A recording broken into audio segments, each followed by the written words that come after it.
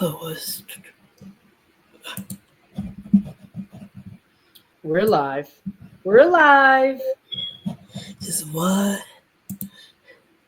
Okay. We're live. Yes. Okay, let's go. Hello, everyone. Really excited to be doing this live with you today. Um, so welcome to Divas in the City Live with Juliana Yates Johnson, the owner of Crippled, but pretty Beauty Firm, and Robin Wilson for the Vesey Laid Goods. And again, my name is Tamika Citrus Spruce, and I have here with me my partner in crime, Dr. Donna Walton. Hello, everyone. I'm Dr. Donna Walton, and we are thrilled for you to be here today for this virtual panel discussion being a woman disabled boss and free. Again, my name is Dr. Donna Walton. I'm the founder and the president of the Divas with Disabilities Project, a nonprofit organization aimed to amplify the representation of Black and Brown women with disabilities. I am honored to introduce this inspiring conversation today focused on empowerment, entrepreneurship, and breaking barriers. This space is all about championing Black women with disabilities as trailblazers, entrepreneurs. We know being a boss isn't just about leadership. Understanding the challenges and resilience of women with disabilities is also about this program. It's about celebrating and highlighting the achievements of women and exploring the journey of learning to take your skills to build economic freedom. And more importantly, and most importantly, understanding what agency means. It's all about innovation and ownership and unapologetically creating opportunities where none existed before. Our panelists today, an illustrious panel, is embodied that entrepreneurial spirit, showing us that success isn't defined by limits, but by possibilities. Together, we'll explore what it means to embrace beauty, identity, and overcome obstacles and thrive as women who are just not surviving, but redefining industries and paving the way for others. Whether you're here to learn, to grow, or ignite entrepreneurial journey, we hope this discussion sparks ideas and fuels you with passion. So now let's get started. So Tamika, take it away. Yes. So before we get started with our panel, I just definitely want to talk about, what brought us here today, which is Divas in the City digital series. Donna came to me a couple, a few years ago about this great idea of telling stories of Black women, Black and Brown women with disabilities who are entrepreneurs and, just really taking their city by storm.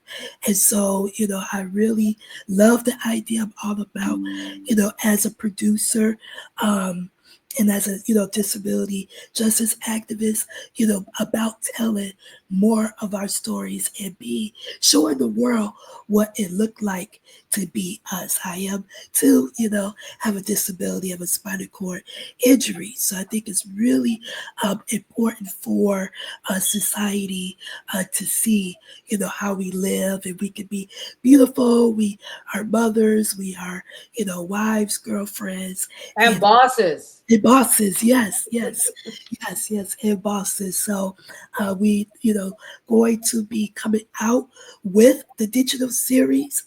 We're in the planning process of doing our launch, which we'll talk about at the end of today's webinar. But this live, I just really want to create space of, why we here and share a little bit more of, the upcoming series that Donna and I have been working on and excited about. So, but today, Great. just really came up with this idea of what does it mean to be disabled woman, boss, um, and free, because we know we stand on the shoulders of wonderful ancestors like Harriet Tubman and Sojourner Truth and Ida B. Wells and all the great women that came before us. So I'm really excited to talk about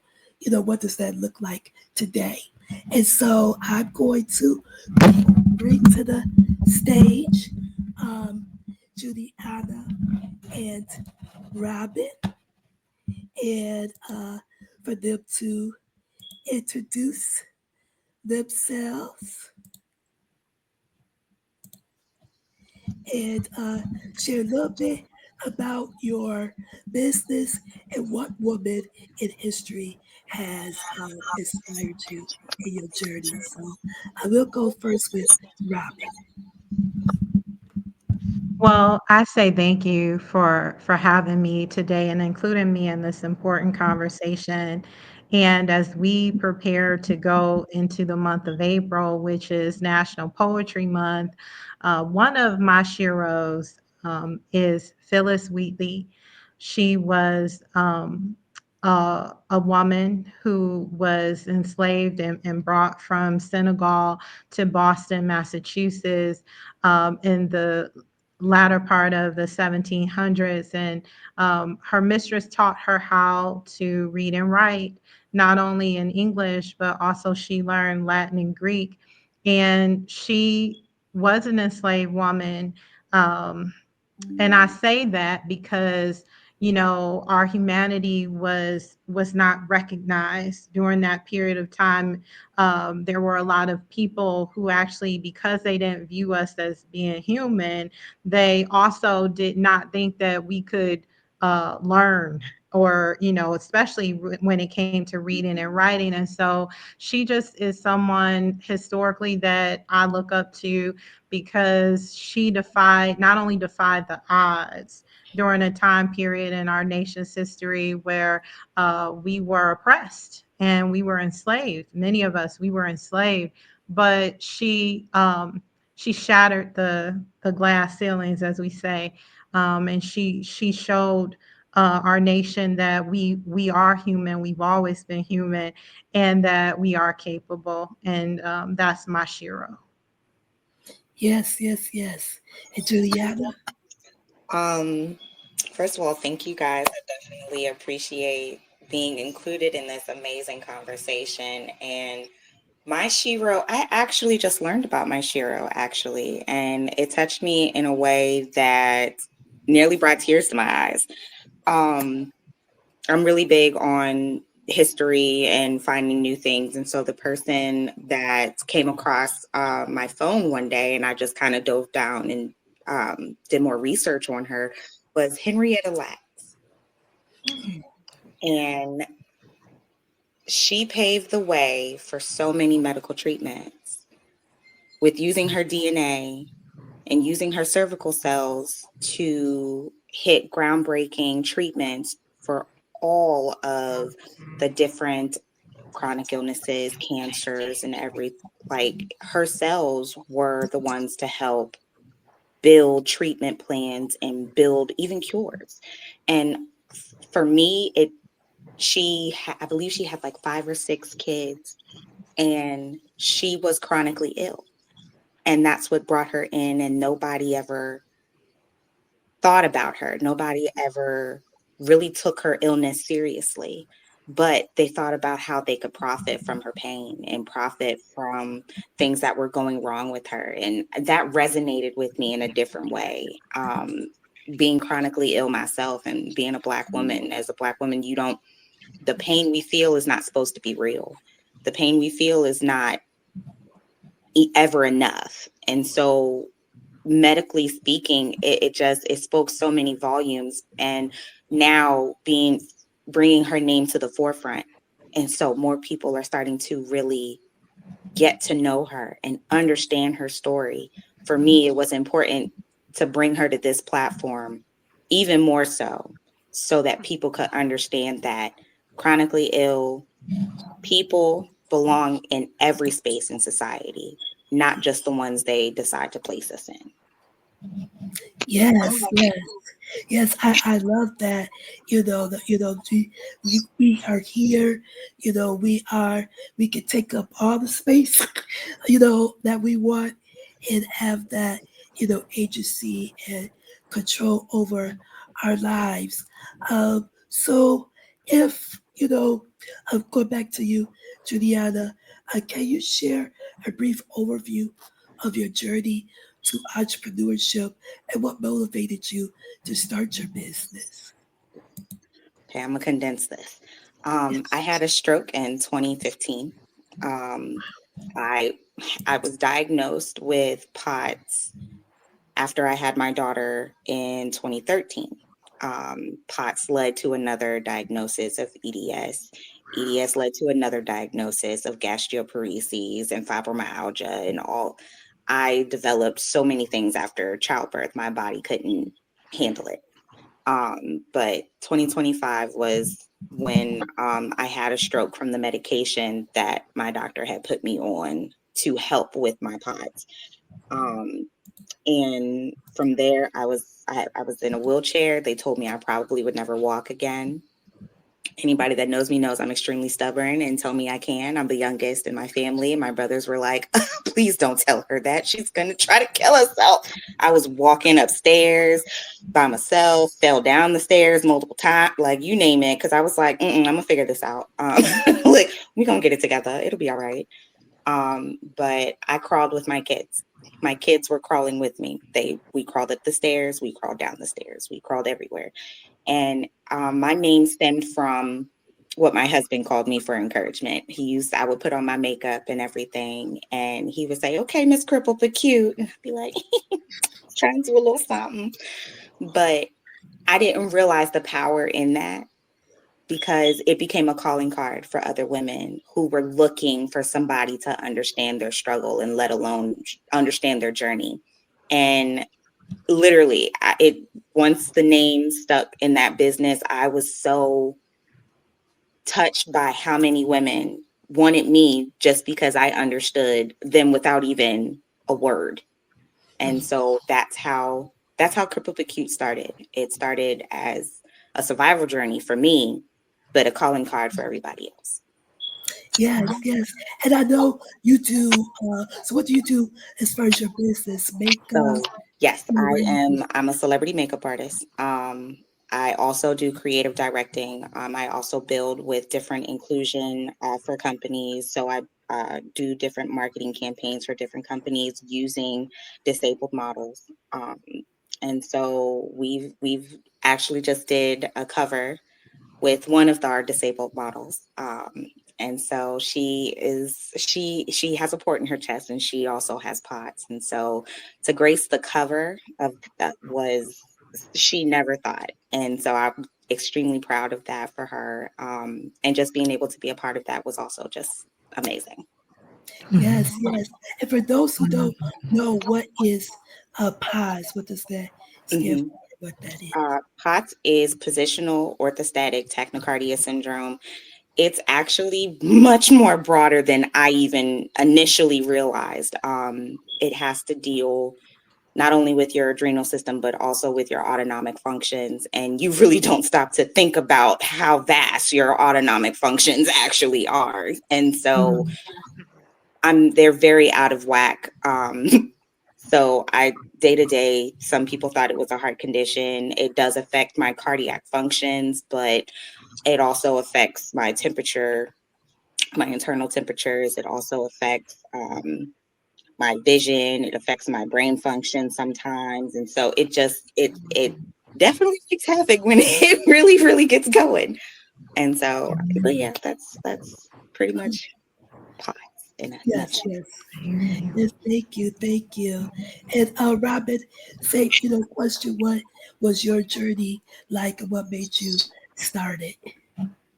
Absolutely. Well, I've always been an entrepreneur.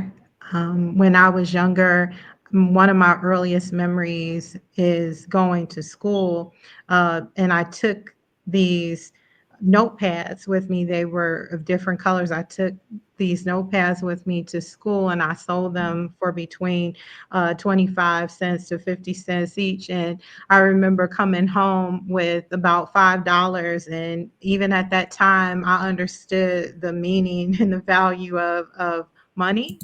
And one of the reasons I understood it so well is because one of the things that I would do as a young girl is I would go with my grandmother to local market days. So my grandma Vondale, she was a milliner, and she made these beautiful hats, dress hats, and fascinators. And she would let me go with her to local market days, and I would help from placing the hats on the hat blocks to display them, and helping put the prices on the pieces, the various pieces that she had taken with her. And also, she would let me help greet the customers, prospective customers. And so I didn't realize it at the time, but my grandmother was what we now call a creative entrepreneur. She used her skills as a milliner to make a living. And similarly, I use my creative talents and my skills now as an adult to make a living. And I started similar to um, Juliana when she shared that she had a stroke a few years ago. I had an ischemic stroke 4 years ago. And at the time, I was teaching full time in the elementary school classroom, and I was vegan. I worked out at the gym every day, with the exception of Saturdays and Sundays. I don't have high blood pressure. I'm not a smoker. So, all of the markers that you would typically think of for someone who's at risk for having a stroke, I did not have those. And I did have a history of DVT. So that was the only risk that I can say that I genuinely had, is that I had experienced deep vein thrombosis in the past prior to that, but relatively healthy. And when I found out from my doctors that I had a ischemic stroke, it was surprising to me. And thankfully, within 48 hours, my expressive speech did return. But I did return to teaching. At the time, we were teaching online because it was at the height of the pandemic, and we had just really transitioned to teaching online. This was in February of that year, and I was 1 week shy of my 37th birthday. And so I returned to teaching online after about a week and a half of being released from the hospital. They kept me for 3 days for observation and further testing. And I went back into the physical classroom in the fall of that year. I accepted a promotion, and I thought that I was ready, but I ultimately came to realize that I wasn't, my body wasn't quite ready for that, because I still dealt with quite a bit of fatigue. And while I was grateful that I was still able to do the things that I did before, I knew right away that I had to make some changes, and I had to do something different. I needed a different pace of life. And anyone who has been a full-time teacher in the classroom at any level knows that it requires so much of you. And I think that it's worthwhile, but it's not for everyone. And at that moment and in that time, I knew that I needed to pivot, because not only did I want to still continue to heal, but I knew that it was time for me to shift. And so I did. I went to my principal and I sat down and I talked to her, and she was very supportive of me. I did finish teaching. I finished out that whole year. I made it.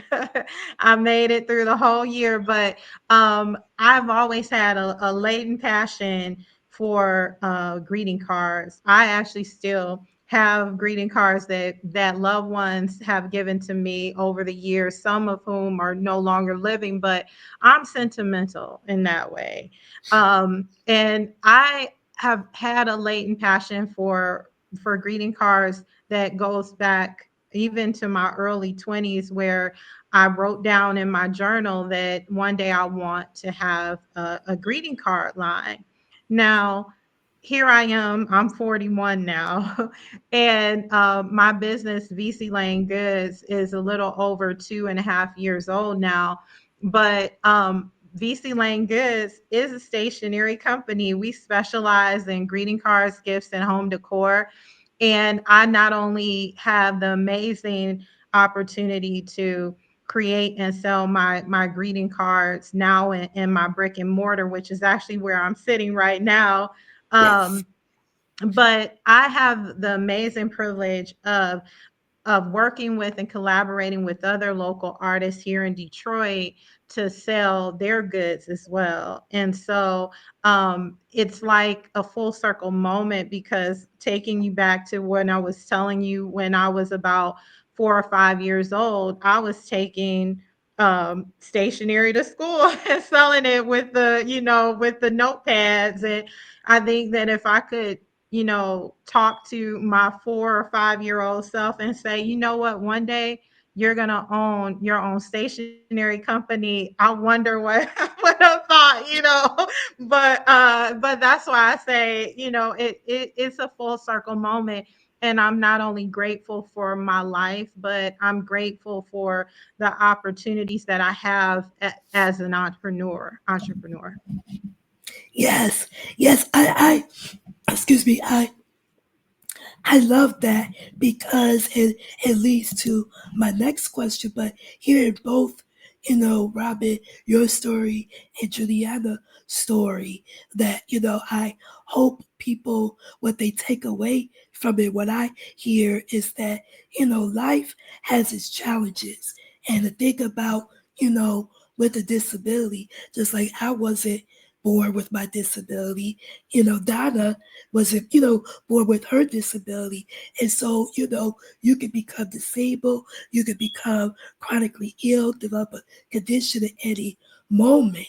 But even in those moments, it shows that your life isn't over, and that when one door closed, you might not be able to do some things, don't mean that you're not going to be able to do anything at all. And I think a lot of people, have to go through a grieving process when they have, develop a disability or chronic condition and things like that. But, I love your guys' Genesis stories when it comes to business, because it really show that, your life isn't over, that you can, go different path than, what you originally thought. So thank you for that. So, with my question, with that being said, about part of agency and freedom is embracing your identity, just like what I just mentioned. So, how has your identity as a disabled woman influenced your business approach or practices? Juliana, you can answer. Oof. Um, well, for one, of course, when you think about a makeup artist, you think they are done up every day. And I am not. I have 4 kids and a husband. My youngest she's getting ready to be 6, and my oldest is 13. Um, my oldest daughter, who is 11, also has POTS and EDS like myself. Um, and so I thought, what would I want my business to look like for her as I phase myself out one day? Because I knew how difficult it would be for her to find steady income. Um, I wanted to think about young women who have been taught that when you're sick or when you become sick, the best thing to do is to find a husband and take care of you. And then that's it. That's enough. That's good enough.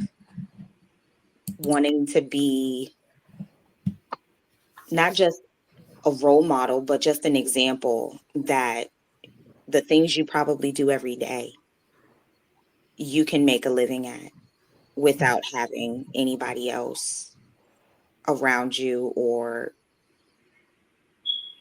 I wanted so much. And so I had to really think about what that looked like, because I'm a broad thinker. Mhm. I don't think small. So Yeah. I the biggest part was really just, I wanted everything for my kids. I wanted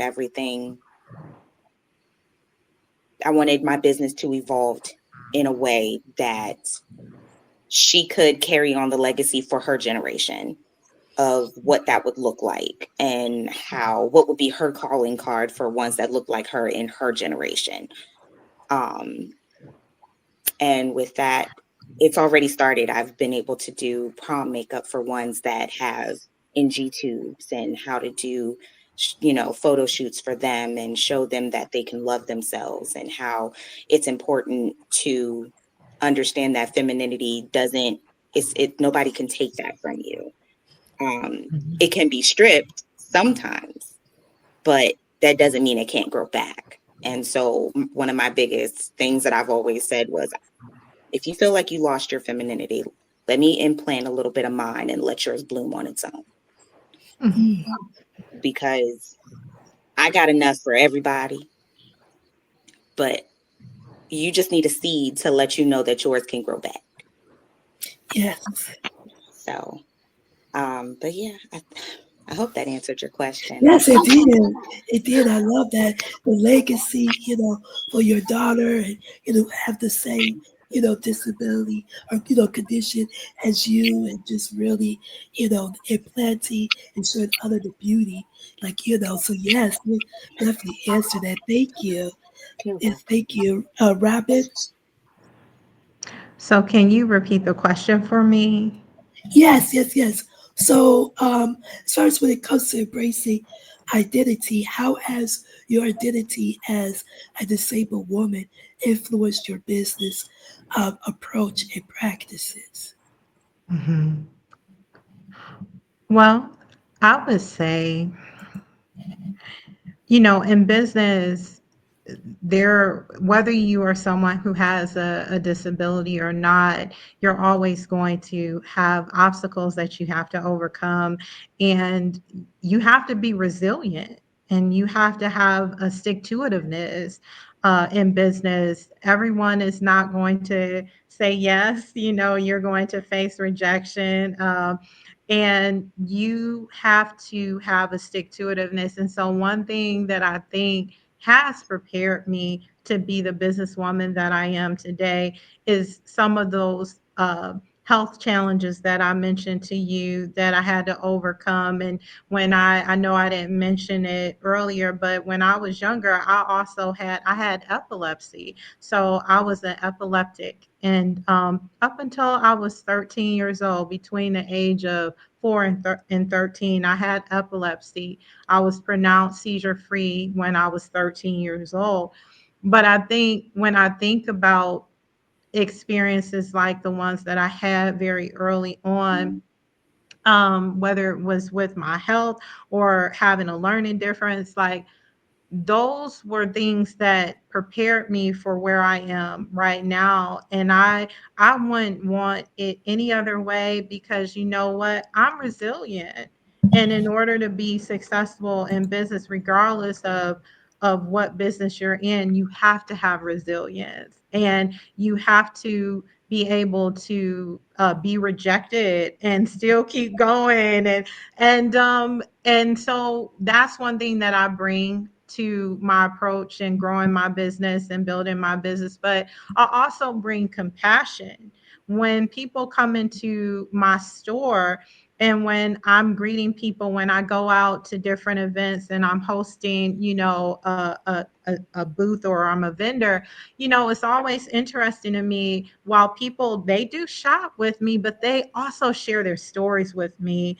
And like I'm sharing my story with you today. And I don't take that for granted, because that means when someone's sharing their story with you, um, you are a safe place for them. And everyone is not a safe place for you to kind of bare your heart, right? And so even if it's someone who's coming through my door and I ask them how they're doing, and they give me some insights that maybe their day hasn't been the best.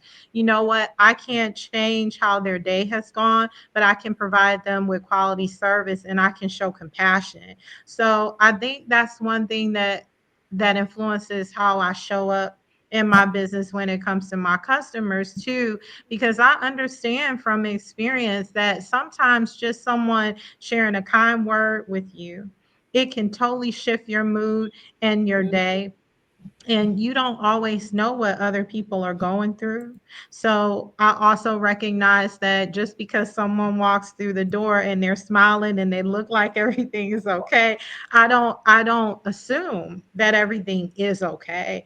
And I know that, and I do believe that part of my role in being a business owner, a large part of being a business owner is working with people and you have to care about people, and people know when you care about them, and that makes a difference. So I think, being a woman living with the invisible, disability, that is how I operate. That's how I move, and those are some of the reasons why I choose to move the way that I do. Yes, yes, yes. I Thank love that. And thank that you. goes, yes. And that goes with the other question. Hey, and I think you really did answer, my next question. But Robin, what drives you every day to grow your business despite, the obstacles that you mentioned that you Mhm. face as an entrepreneur? I view my business not only as a opportunity to grow, wealth and prosper, but I view it as an assignment that God has given me my business. I'm a woman of faith, so I believe that God has given me my business, and I'm to be a good steward of it. And so when God gives us something, it doesn't mean that everything is going to be easy, and rarely is. And there's going to be some challenges that come our way, whether you own a business or you work for someone else. Whenever you are working with people, and you're working in any industry, there's always going to be some challenge. But I think one thing that keeps me focused, even when I am going through a challenge and trying to solve problems, I think about the people that I feel purpose to serve. And I know that every action and decision that I make is not only going to have an impact on my business, but it's going to have an impact on someone else too. I feel a sense of accountability to the other artists that I collaborate with and whose works I carry in my store. And I take that very seriously. So, yes, do I have my days where I'm like, ooh, I don't know. I do. I think any business person, if they're being honest with you, some days you probably are even thinking like, why did I do this again? But you have to remember your why. And whenever I, am having a difficult moment, I sometimes I sit down and I journal, and sometimes I just simply go to the Lord in prayer, because I don't always have the answers, but then I think about other people who I can even reach out to. And sometimes I'll reach out to them and say, hey, I know you've been down this road before. What did you do when you were dealing with this situation? And you know what?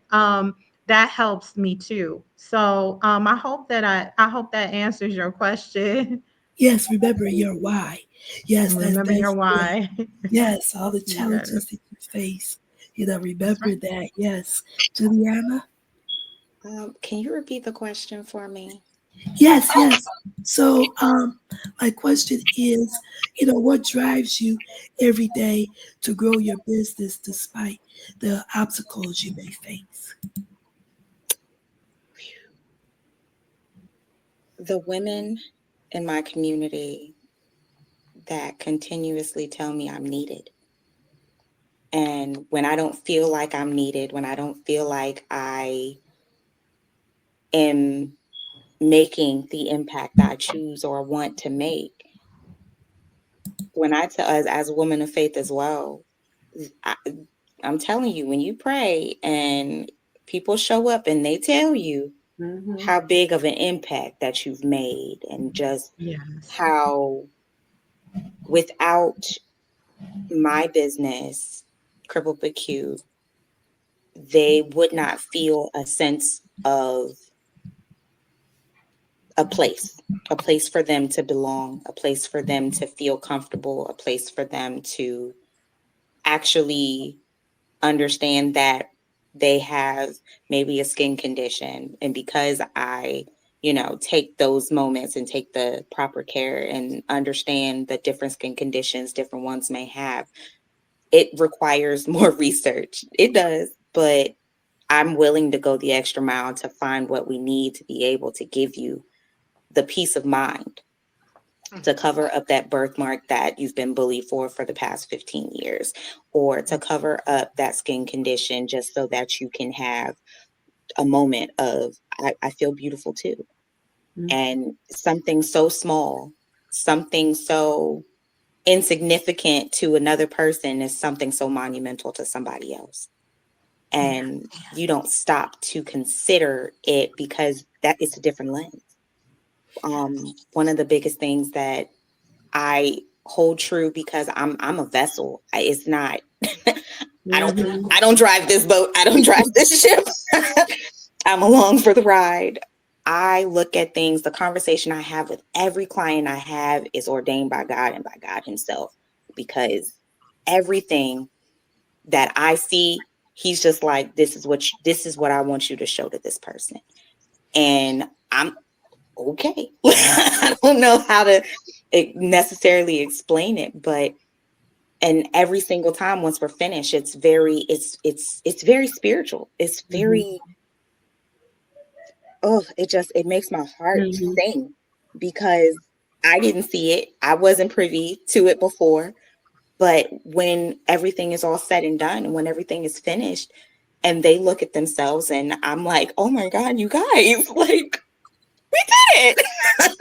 And it's a beautiful experience. And I'm always I feel blessed to be a part of the experience. I feel blessed to be a part of, the interaction, that I was the vessel and I had no idea. Like I was just here to do a service, but also just to give you love and light.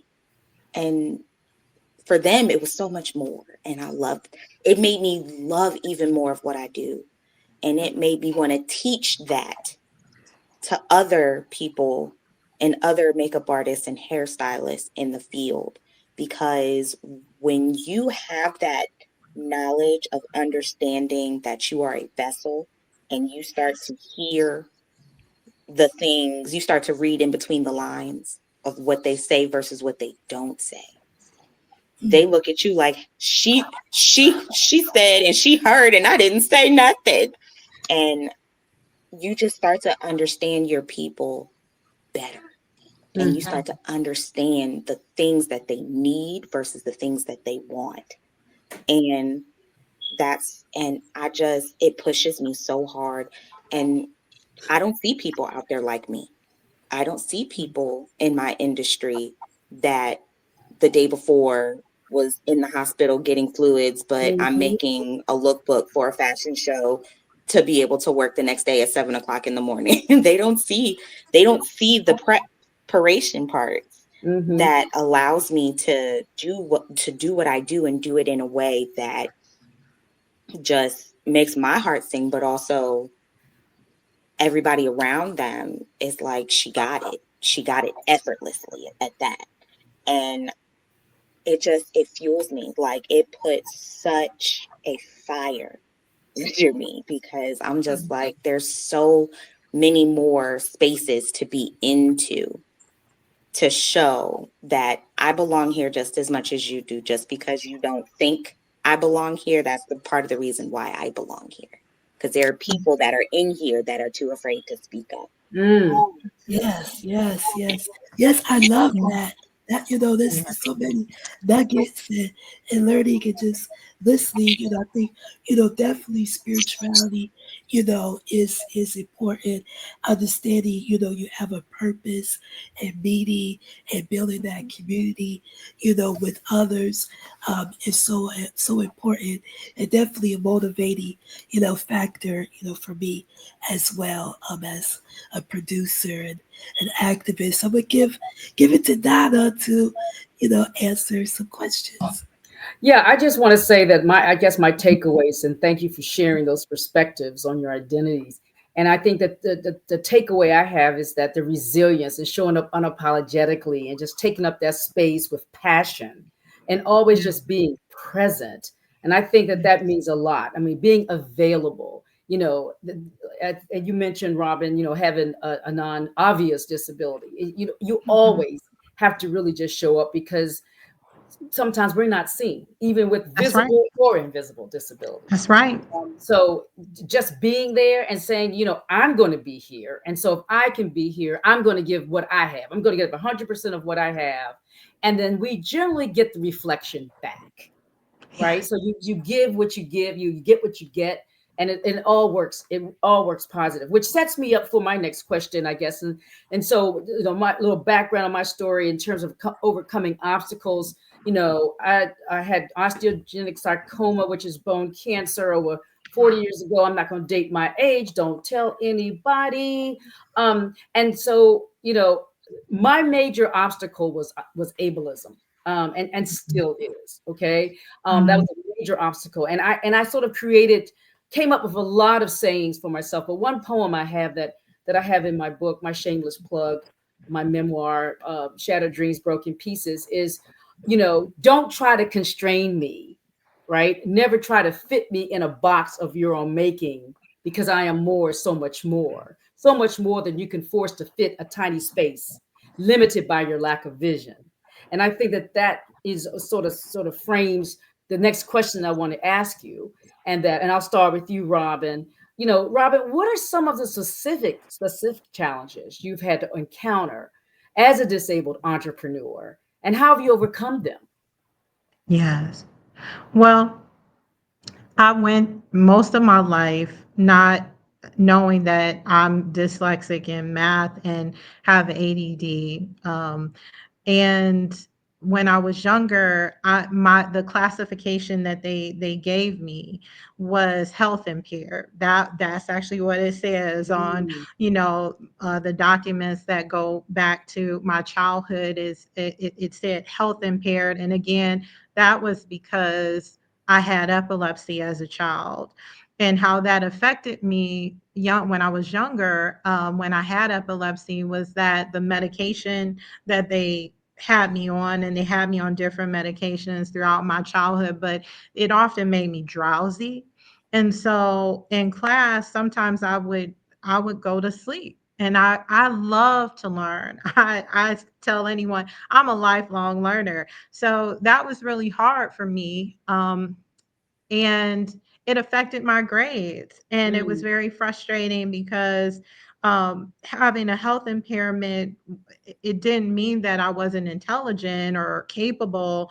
And I'm going to get to that in just a moment with my later diagnosis, because sometimes people make assumptions when you say that you are a person who has a disability, and they cannot see see it. what is going on with Yes. you. And when I tell people that I received a diagnosis of dyscalculia, which is dyslexia and math, and ADD in my late 20s, I actually had some people say, "Oh, they always are trying to label us, nothing's wrong with you." I mean, and some people responded to me that way because I have accomplished a lot in my life, despite not knowing that, having an official diagnosis of dyscalculia, until my late 20s. I At the point where I discovered that, and when I received the official diagnosis, I had started a nonprofit literacy organization Wow. and ran it successfully for 5 years. I had served as, an education director for the Boys and Girls Club in my local community. So I had done all these things. I had published a children's book. I mean, I had one children's book under my belt at that point. So when I told people I finally have the answer, I finally have an answer because I couldn't figure out why I was thriving in certain areas and I was struggling. I was still struggling in math. I mean, I've had math tutors going back to when I was in elementary school. My mother took me to math tutors. She took me to any program that she thought would be helpful to me. And when I finally got the diagnosis, it was because I had gone to a health clinic, a psychology clinic that specialized in testing. And I told them, I don't know what's going on, but there's something going on and I need answers. Can you help me? And they Mhm. put me on a waiting list and I went through their testing process. And when they came back, and they told me, we've concluded that you are dyslexic in math and you also have ADD. And I reviewed the documents that they gave me and I did my own research and it lined up with what my experience had been for so Mhm. long. Unless you have been through it, you don't know Mhm. how much it was like a aha moment Right. where I was like, I have an answer. And you know why it made me feel empowered? Because when you know what you're dealing with, you can better advocate for yourself. I knew that I needed help and I knew that there was something going on with me, but it finally had a name. It Yeah. finally had a name. And I'm one of those people. I'm like, you know what? If we can't name it, then we can't address it. And I know some people are like, oh, they're just always trying to label us. And, there's nothing wrong with us. I mean, maybe that's Mhm. true for some people, maybe.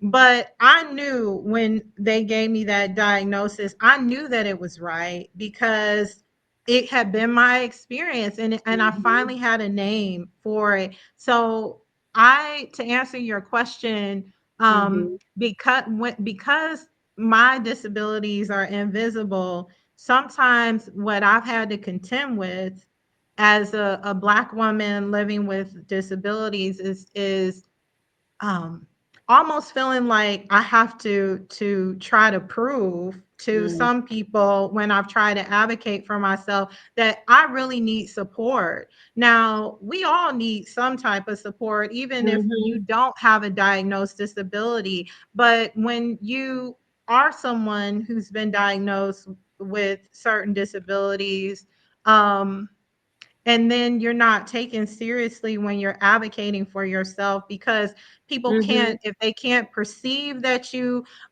need support, or if they can't if they can't see that you have some type of physical challenge, it seems Right. like in my experience that it's harder for them to make that leap and say, okay, I'm gonna give you the support that you're requesting. But legally they're required to, when you present them with your diagnostic, testing, legally Mhm. they're required to. Absolutely. Absolutely. Thank you, Robin. You're Juliana, you want welcome. to take that question on? I mean, I know that, you talk about obstacles, right? I mean, I know, we could talk about the attitudinal obstacles. We could talk about the barrier, the accommodation obstacles, or the lack thereof. I, But what are some of your obstacles? I, I could definitely identify with what Miss Robin was saying because it's crazy when you live and experience that you have to feel like you have to prove every day. Mm-hmm. Mhm. And I had to get to a point. I've dealt a lot with ableism, and ableism right now is kind of, in my opinion, bigger in Mm-hmm. our communities because the generations of ain't nothing wrong with you, it's nothing, back in my day we had to deal with it and it's not, and if Right. it you're Ain't like, nothing wrong with that, girl. Ain't nothing wrong with Yeah, you. it's that's like, I right. promise, I Ain't nothing promise, wrong with you. because for a while I was passing out. I was passing out walking down the street. I was passing out, at the daycare. I was passing out everywhere. And, my kids had just been wired to stay close to me and just play with me for when I came to. I could automatically feel for them, and they were always right there. When I was in my wheelchair, I didn't want anybody to touch it. It's my wheelchair. I can do it myself. I had to think about my new norm. I had to grieve the person I was, and being able to grieve properly the person I was, I had to be able to work through my own steps of finding what my new normal would be. My husband, as I love that man, because that was a conversation that we had to have, because he was so like, my baby, let me help. Like, I do it. Like, I'll help you. And I had to tell him, I know you want to help me, but the best help that you can give me is to let me figure it out on my own. Because I had already felt like I was less of a woman. I had already felt like I was less of a mother. I had already felt like, I was a burden. I needed some sense of normalcy to where I could feel useful. And people on the day-to-day, they don't stop to consider that you take away a person's, what's the word I'm looking for? Dignity. Because if I need help, I'll ask for it. Yes. And so I started posing the question, does helping you help me or make you feel better? Because at the end of the day, this is not the kind of help I'm asking for. But you are having a bigger struggle of watching me struggle to the point where you are, and you just are so, you have to do something about it. Compelled. There we go. That's the word I was looking for. And you don't know that this would have been probably my only triumph of the day. And it would have felt like a victory to me. So you took that from me. Although you meant well, you still took that from me. But it made you feel better, so it's fine. And so I started having a lot of conversations. That's another reason why Crippled but Cute was very important to me. It was a conversation starter. Because people didn't understand what happened, why was that the way that it was. And it gave me an opportunity to explain why, because the next question that would come up was, what, you're sick? You don't look sick. And of course, I grew up with brothers. And so people don't look dumb, but hey. Yes, exactly. How about that? And they're like, whoa, wait, taken aback. I'm like, just because you might think it's the right thing to say doesn't mean that it's the right thing to say. It's not appropriate to say. And so I still battle with those obstacles today, because I can't carry certain things like other makeup artists would. And so I have to be very mindful, because my joints slip out of socket. So I dislocate a lot and dislodge and sublex a lot. And so I have to be very mindful of how much I'm actually carrying on a day-to-day basis. And so understanding that people are like, oh, well, a real makeup artist has this and I'm just like, if I have one case with all of the primary colors, I can make any shade foundation I need to. And it's this big. I promise you, I'm okay. I've learned a lot to be able to combat ignorance in my field, because I don't wear makeup every day.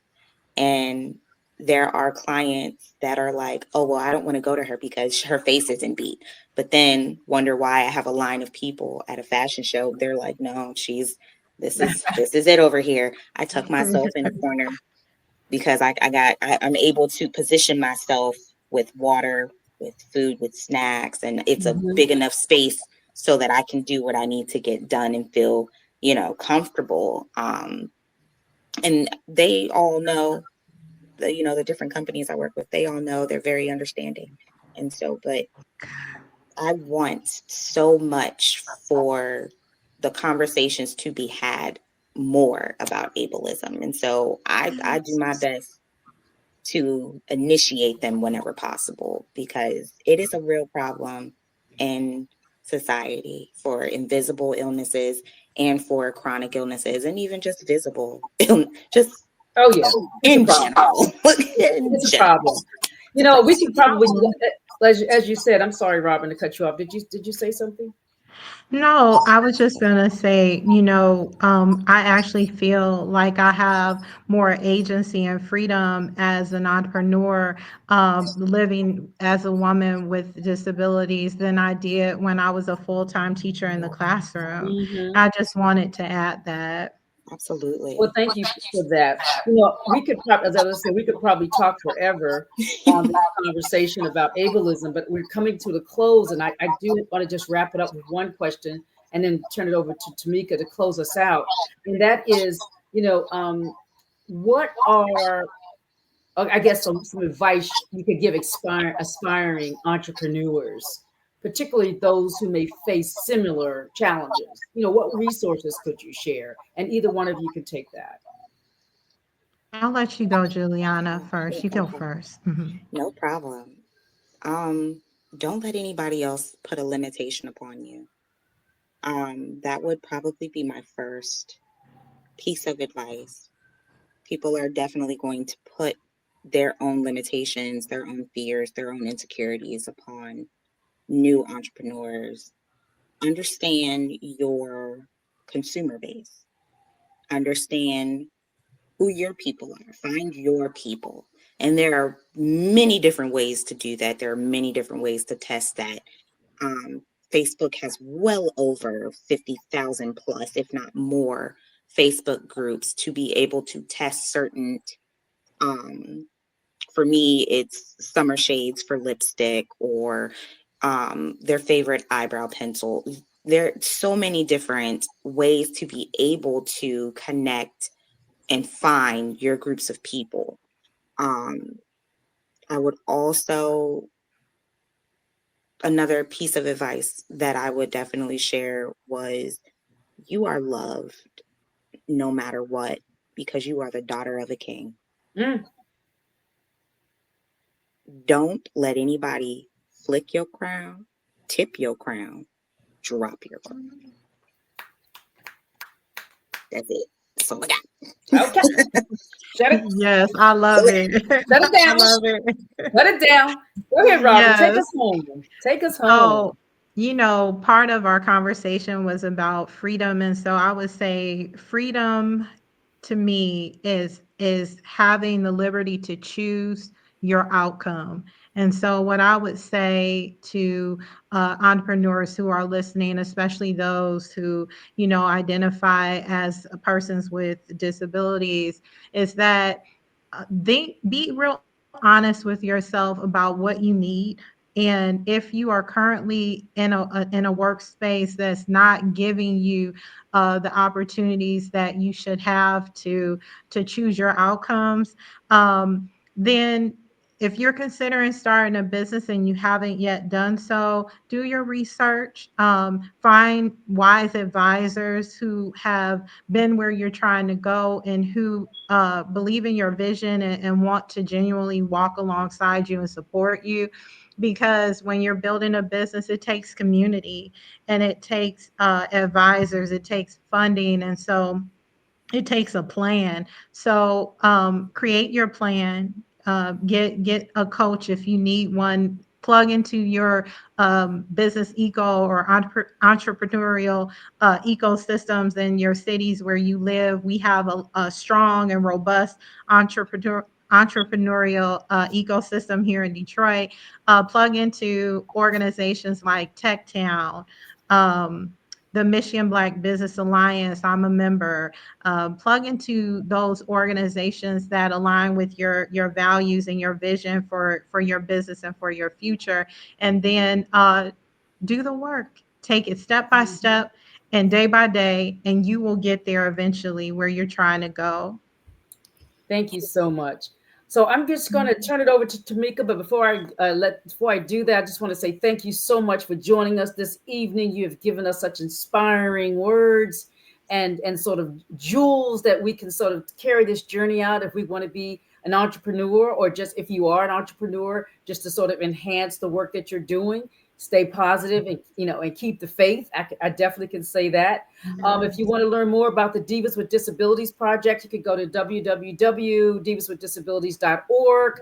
Of course, Divas in the City, and Tamika will give you more information about that. So good night, everyone. I enjoyed you very much. Tamika, what you got to say? Yes, yes, yes. I love this discussion. It was really great. I believe it helped a lot of, people, who watched today, and we are recording. So, we will be putting it on YouTube and our, social media channels. And so, thank you again, Robin and Juliana and Donna, my partner in crime, for this wonderful live, and for Divas in the City. And so we're looking to do more of these talks. And so, please continue to follow and share Divas in the City TV with all of your, friends and community. They can benefit from more of these talks. And as I shared at the beginning, we are looking to do our official launch. And we're looking at April 30th for the Divas in the City digital series. And so on April 30th, you will see and meet women in the community who are doing things. Also, we're going to bring people who have businesses and organizations that support entrepreneurs and creators. That's going to talk more about what they do, to how they support people. And then you will see exclusive um, 2 episodes of each cast member that's part of the series. So, and then after that, that's where you'll see the full series on TikTok. So, just again, thank you for joining us, and see you next time. Good night, everyone. Good night. Good Thank night. you. You're Thank welcome. you. You're welcome.